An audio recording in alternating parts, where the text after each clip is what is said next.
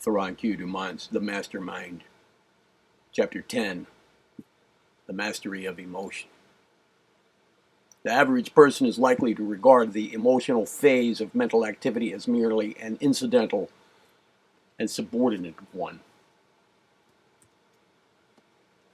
He is in the habit of thinking that men and women go through life guided by their reason and intellect, steering their bark by the compass of understanding and judgment. He is apt to think that while they experience more or less feeling and emotion, as their bark of life proceeds on its journey, still these play but a subordinate and a comparatively unimportant part in the work of mapping out and steering the course of the ship. But the above stated general opinion of the average man is sadly in error. Instead of being an unimportant and subordinate phase of the mental life of the individual, the psychologist knows feeling and emotion to be the great incentives to action and the great motive power of mental and physical manifestations. Even intellect, that supposed monarch of the mental world, really is under the thumb of that great power behind the throne, which we know as feeling and emotion. Not only do we act according to our feelings, but in most cases we also think according to them. Instead of reasoning coldly and without prejudice, we really generally reason along the lines of our strong feelings. Instead of finding real reasons, so to speak, for our actions, we usually seek merely for excuses to justify our actions in accordance with our feelings. A writer has said on this point, quote, "There are but few persons who are able to detach themselves, even in a small degree, from their feelings, so as to decide questions cold-bloodedly by pure reason or intellectual effort. Moreover, there are but few persons whose wills are guided by pure reason. Their feelings supply the motive for the majority of the acts of will. The intellect, even when used, is generally employed to better carry out the dictates of feeling and desire. Much of our reasoning is performed in order to justify our feelings, or to find proofs for the position dictated by our desires, feelings, sympathies, prejudices, or sentiments. It has been said that men seek not reasons, but excuses for their actions." End of quote. In the preceding chapters, we have seen the important part played by interest in the activities of the attention. And we have seen that attention was the ruler of perception. This being so, it follows that interest is largely influential in determining what perceptive impressions we shall accept and which we shall refuse to accept. And as these impressions are really the material from which we weave our thoughts, it follows that our thoughts and ideas are largely determined by our interest. And when we begin to analyze interest, we find that it is the child of feeling and emotion. We like certain things, and our interest follows our likes. Then our attention follows our interest, and our perception follows our attention. And our thoughts and ideas are built up out of our perceptions. So we find that our thoughts and ideas have been influenced, even before their birth, by feeling and emotion.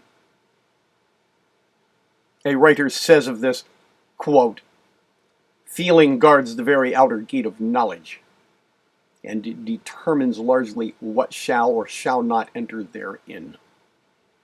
It is one of the constantly appearing paradoxes of psychology that while feelings have originally arisen from attention, it is equally true that attention depends largely upon the interest resulting from the feelings.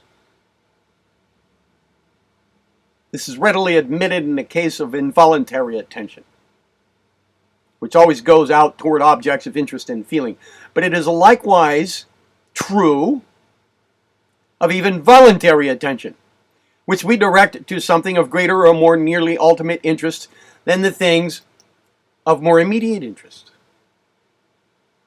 End of quote. Another writer says, quote, by an act of will, I may resolve to turn my attention to something, say a passage in a book.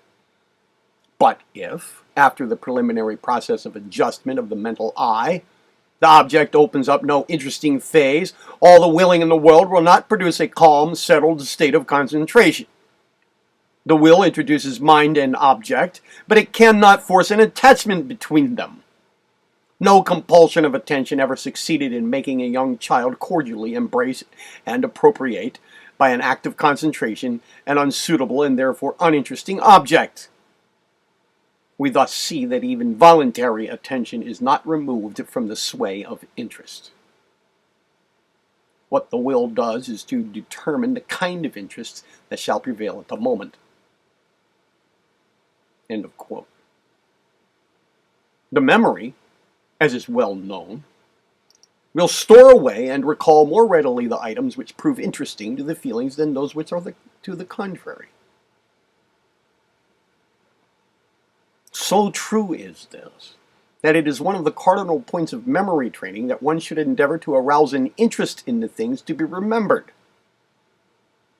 or at least to associate them with things which are interesting. Likewise, psychologists know that the imagination prefers to work with interesting materials stored away in the memory, and usually balks when required to build with materials of the opposite character. In these two fields of mental activity, interest, and consequently feeling, is the principal determining factor.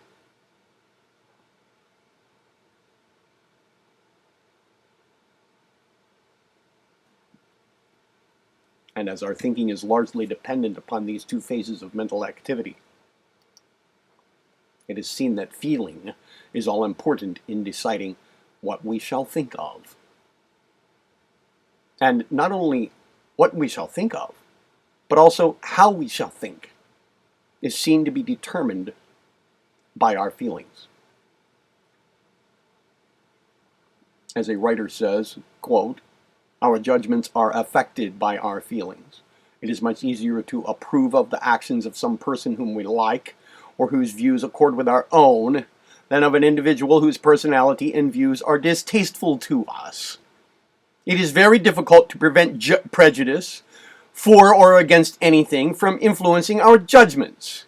It is also true that we find that for which we look, in things and persons, and that which we expect and look for is often dependent upon our feelings.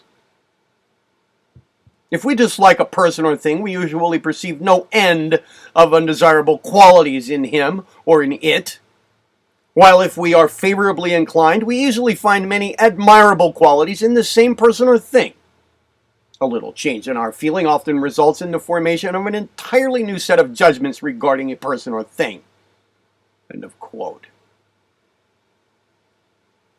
Another writer says, quote, on the one hand, the emotions are favorable to intellectual action since they supply the interest one feels in study. One may feel intensely concerning a certain subject and be all the better student. Hence the emotions are not, as was formerly thought, entirely hostile to intellectual action. Emotion often quickens the perception, burns things indelibly into memory, and doubles the rapidity of thought. On the other hand, strong feelings often vitiate every operation of the intellect. They cause us to see what we wish to remember only what interests our narrow feeling at the time, and to reason from selfish data only. They cause us to see what we wish to remember only what interests our narrow feeling at the time, and to reason from selfish data only. Emotion puts the magnifying end of the telescope to our intellectual eyes where our own interests are concerned. The minimizing end when we are looking at the interest of others. Thought is deflected when it passes through an emotional medium, just as a sunbeam is when it strikes water. End of quote. And finally, when we come to consider that high mental phase which we call the will, we find that it is practically entirely dependent upon the desire mental states for its motive power.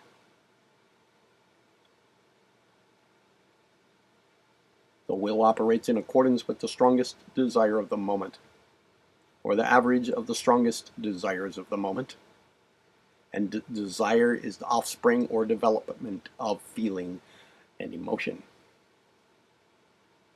So that, in the end, the will is perceived to depend upon the feeling and emotional phases of mental activity for its inciting motives and for its direction. In view of the great importance of the feelings and emotions in the work of our mental activities, it surely behooves the individual who wishes to develop, cultivate, and unfold the mastermind to carefully study, analyze, and consider the nature and feeling of character and emotion, and to seek to discover the principles which actuate their activities. This he must do if he is desirous of mastering, controlling, and managing them. The feelings and emotions are excellent servants, and may be set to work by the mastermind with the greatest effect. But at the same time, if allowed to exercise unrestrained and unqualified mastery themselves, they will prove to be tyrants.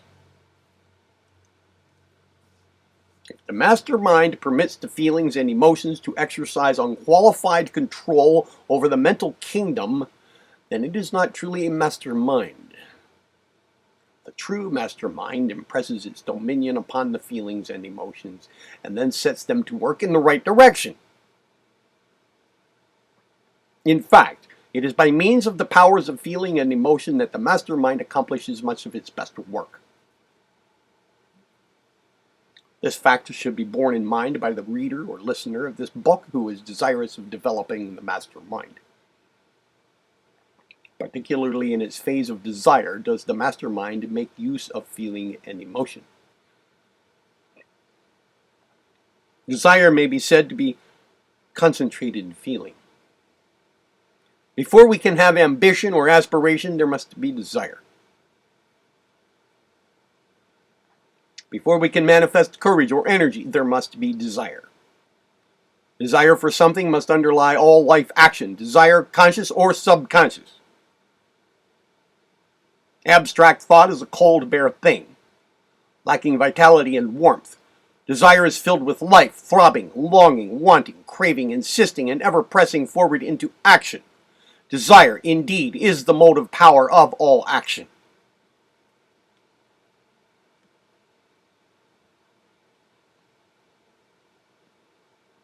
We may call desire by the favorite terms of ambition, aspiration, longing for attainment, and so on. But desire is ever the basic principle of all longing, all wishing, all wanting.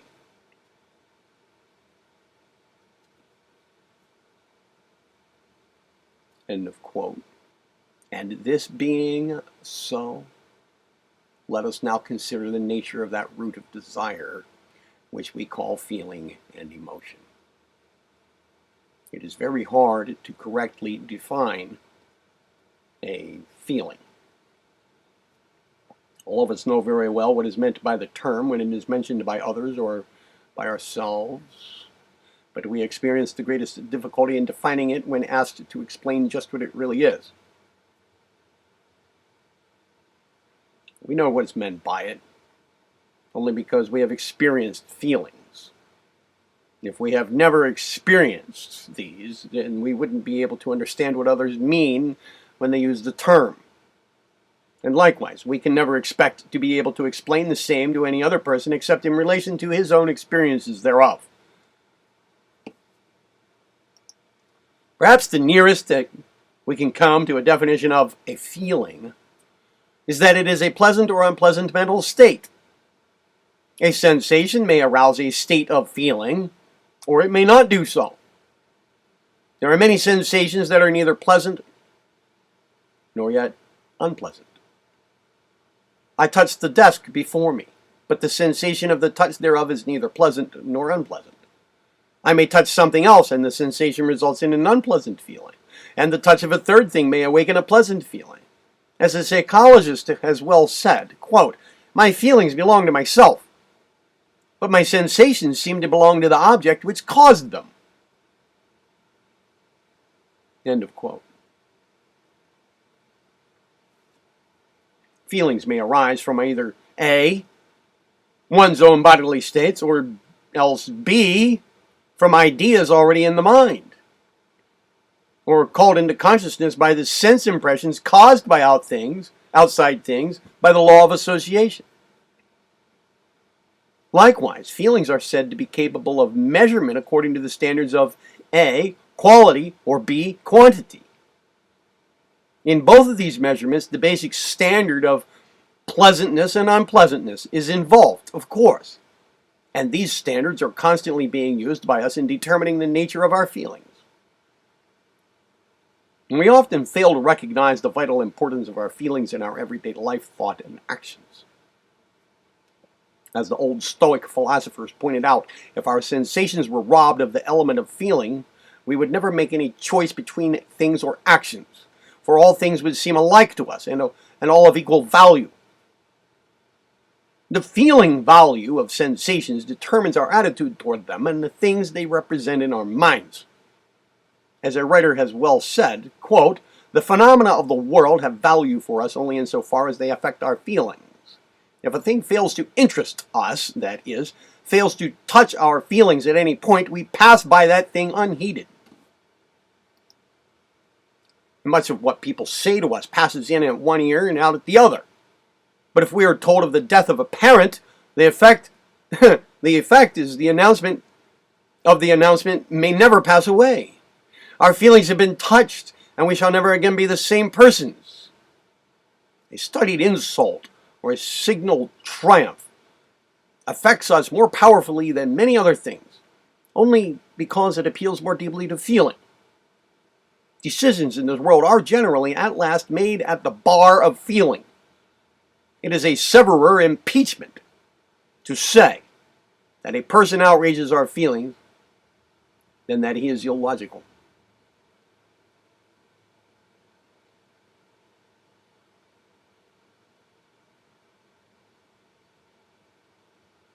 End of quote. The quality of feelings is determined principally by the fact of their respective pleasant or unpleasant effect upon us. We gauge sensations, perceptions, and ideas by this basic standard, and classify them as either pleasant, unpleasant, or neutral in quality. A writer says, life is largely, quote, "life is largely a struggle to secure a pleasurable quality in feeling and to rush away from a painful attribute.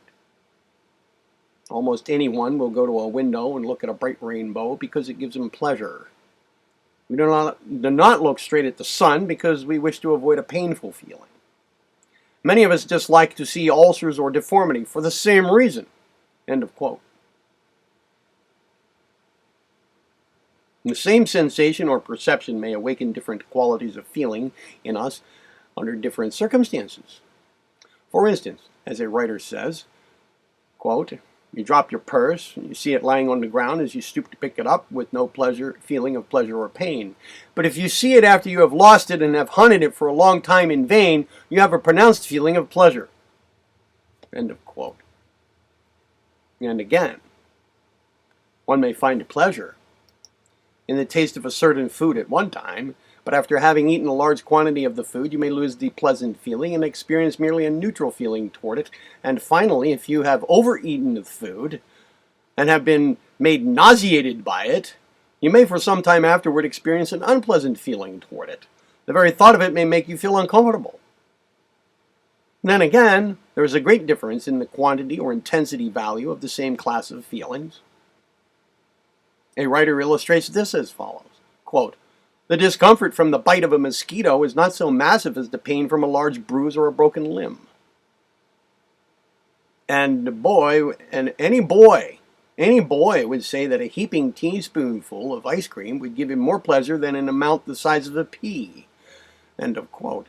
In the same way, some ideas, recollections, or results of the imagination will be found far more intensively pleasant than others of the same class. And the same is, of course, true regarding the unpleasant mental states of this kind. In either of these instances, we will find that we will move in the direction of the feeling giving us the greater degree or quantity of pleasant feeling, and that we will move away from the feeling giving us the greater degree or quantity of unpleasant feeling. In fact, practically all of our changes and choices follow this rule. A writer has said, quote, "All forms of pleasure and pain are called feelings. Between the pleasure which comes from eating a peach and that which results from solving a difficult problem, or learning good news of a friend, or thought of the progress of civilization, between the pain that results from a cut in the hand and that which results from the failure of a long-cherished plan, or the death of a friend, there is a long distance. But the one group are all called pleasures, and the other are all called pains. And whatever the source of the pleasure or the pain, it is alike feeling." End of quote. And another writer has said, quote, "The feelings depending upon bodily states arise either from inherited tendencies and inclinations or from acquired habits and experience. A physical activity that has become the habit of the race, and which has been conducive to the welfare of the race in the past, tends toward pleasurable feeling in the individual, as for instance hunting, fishing, traveling, swimming, and so on, as well as the fundamental wants of the physical organism, such as eating, drinking, rest, sleep, and so forth. Many of our tendencies and feelings are inherited in this way. The feelings depending upon ideas, which may also arise from inheritance, and many of our mental tendencies and ideas have come down to us from the past in this way. Other feelings arising from ideas and memories depend upon our individual past experience, influenced largely by association, suggestion, and similar causes. The ideals of those around us have a decided influence upon our feelings concerning certain things concerned therewith. The force of suggestion along these lines are very marked. Not only do we experience feelings in response to present sensations, but the recollection of some previous experience may also arouse feeling. In fact, feelings of this kind are closely bound up with memory and imagination. Persons of a vivid imagination are apt to feel more keenly than do others. They suffer more and enjoy more. Our sympathies, which depend largely upon our imaginative power, are the cause of many of our feelings of this kind. Some psychologists make many elaborate distinctions between feeling and emotion, but many of those distinctions may be practically disregarded. The reader here, or the listener here, may be assisted in forming a correct idea of the true distinction by reference to the distinction between sensation and perception. Just as sensation is a simple mental state which may evolve into a more complex mental state called perception, particularly in the phase of apperception, so is feeling a simple mental state which may evolve into a more complex mental state called emotion. And just as apperception necessitates the presence of representative ideas, that is, the ideas arising in memory or imagination, so does emotion require the presence thereof. Moreover, feeling may arise from either a bodily state or an idea, while emotion, as a rule, is dependent upon an idea for its full expression and particularly for its direction and continuance. The following quotation from an eminent psychologist will perhaps give a clearer idea of the relation of emotion to feeling. Quote, "Feeling is a simple, primitive mental state. Emotion is a more complex mental state, and it demands the presence of a representative idea to guide and prolong it. Feeling is present in all emotional states.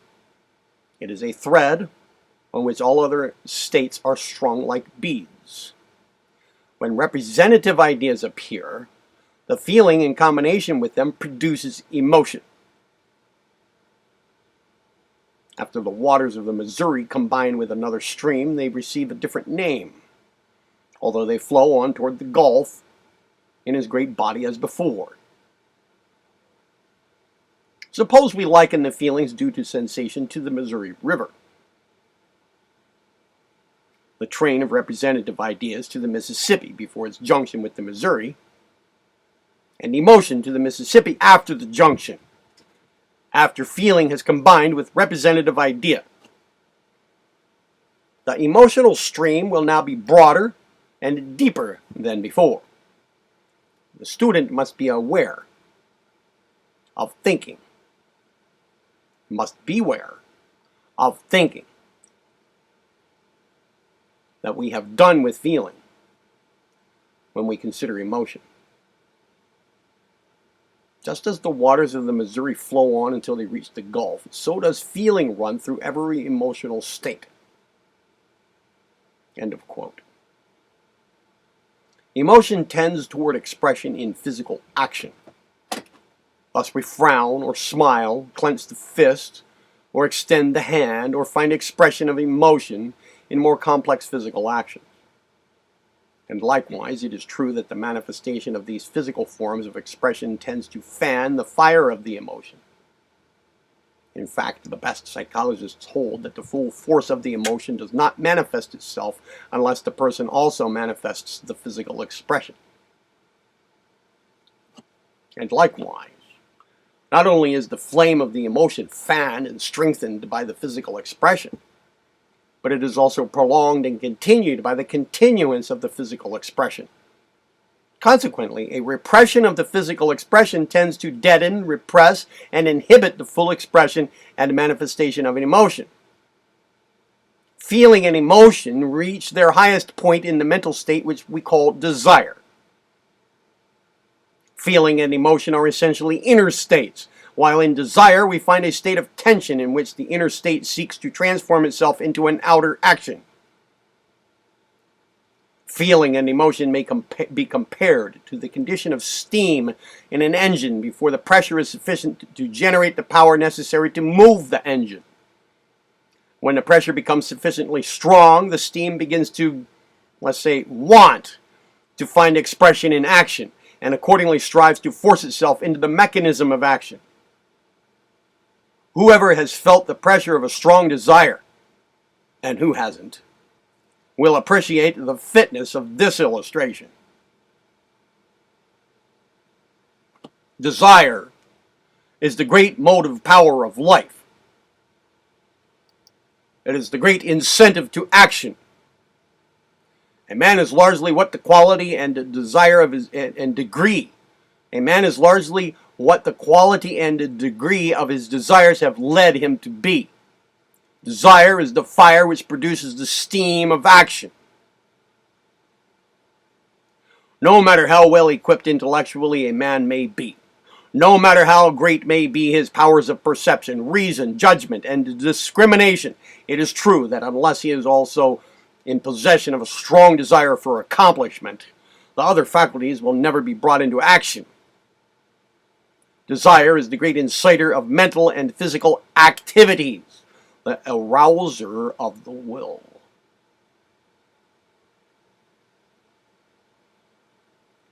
Not only is our life largely determined by the nature and the quality of our desires, but our accomplishments and attainments depend very materially upon the degree of our desires.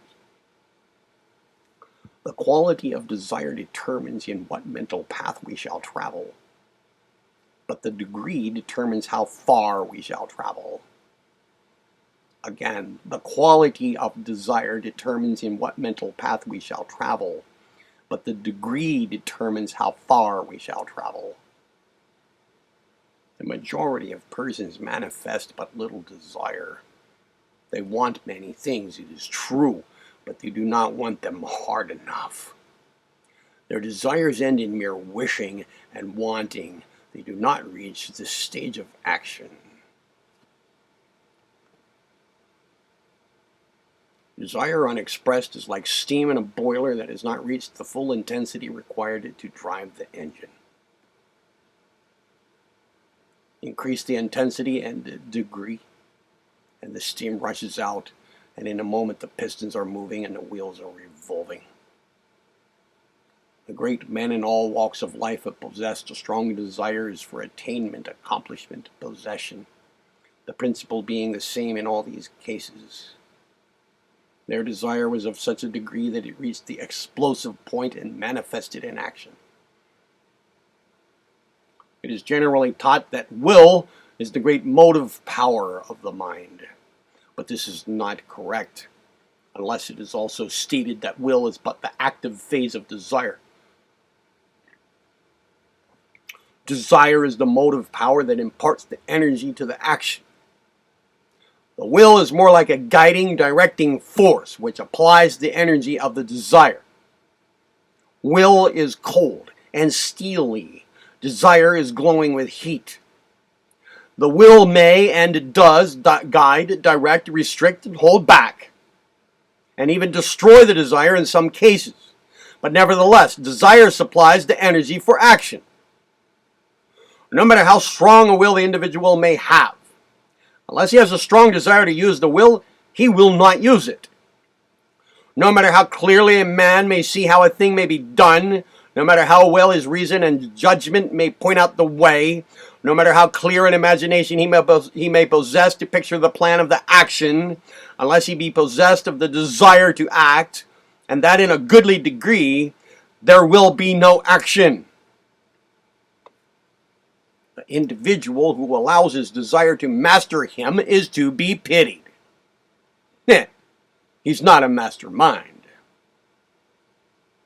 But this is true of the great majority of the race, who are swayed this way and that by their desires, and who have not yet acquired the art of submitting their desires to the judgment of their reason and the control of their will. The man who has acquired the art of controlling and directing his desires has traveled far on the road to attainment. For to such a man, desire becomes a faithful and efficient servant, inspiring action and interest, and therefore all the other mental faculties.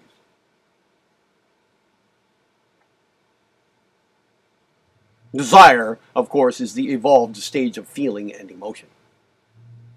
It is the link between emotion on one side and will on the other side. On its inner side, desire is but the product of various states and combinations of states of feelings and emotion.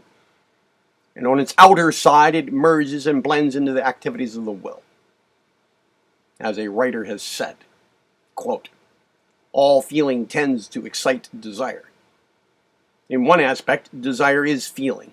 In another, desire is will, or an active tension which passes imperceptibly into will. How shall we distinguish between feeling and will?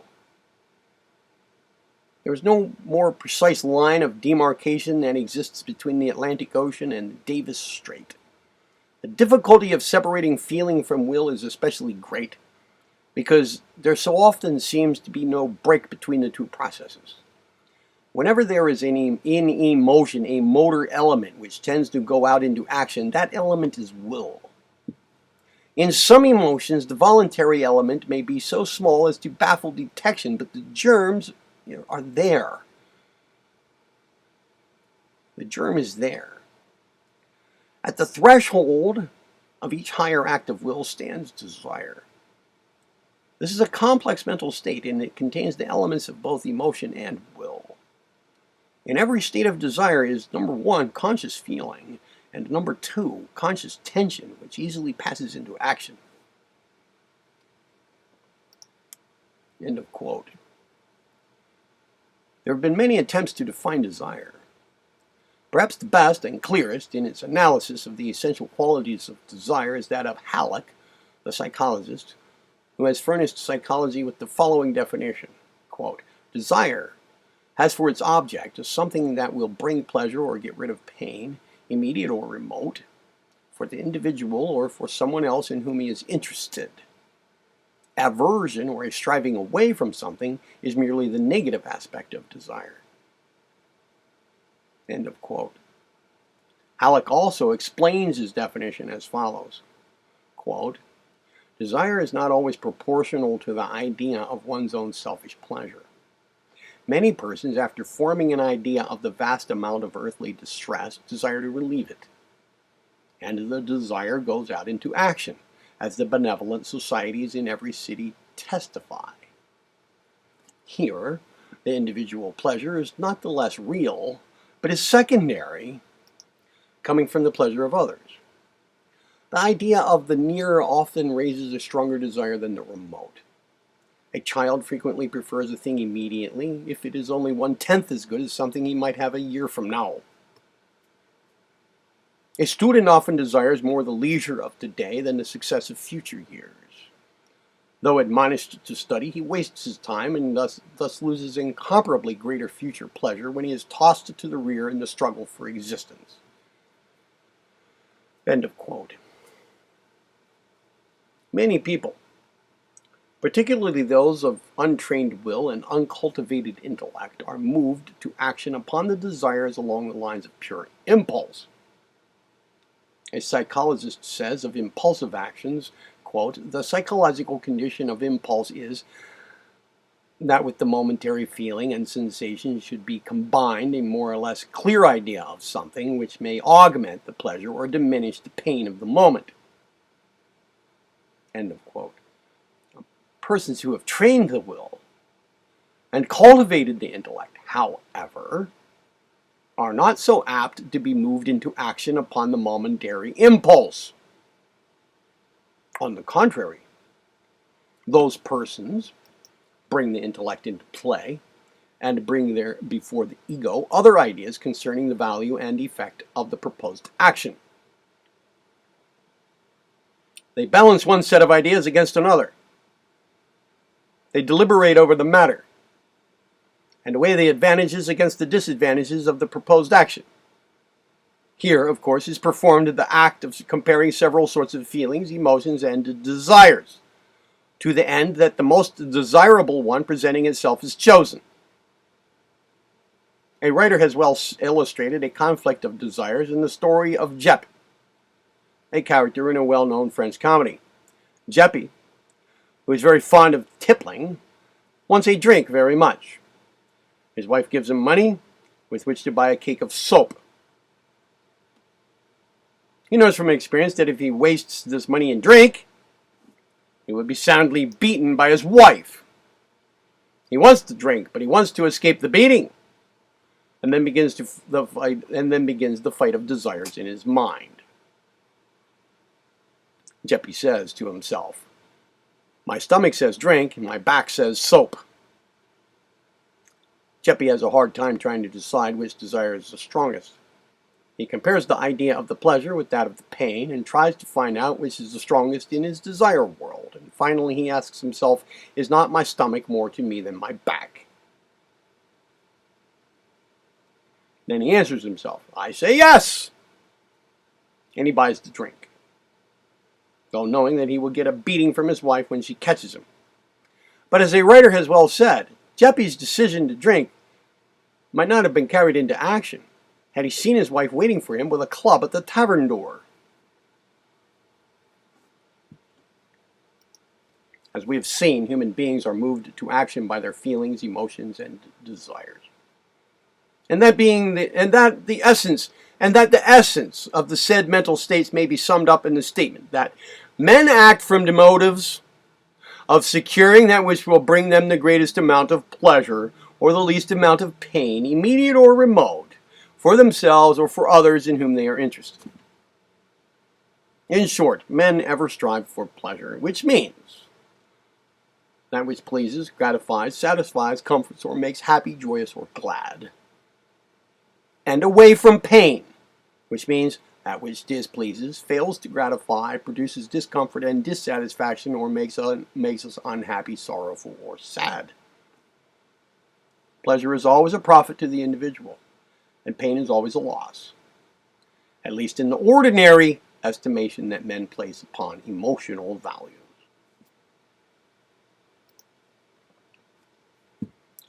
Chapter 11 will be the categories of feeling.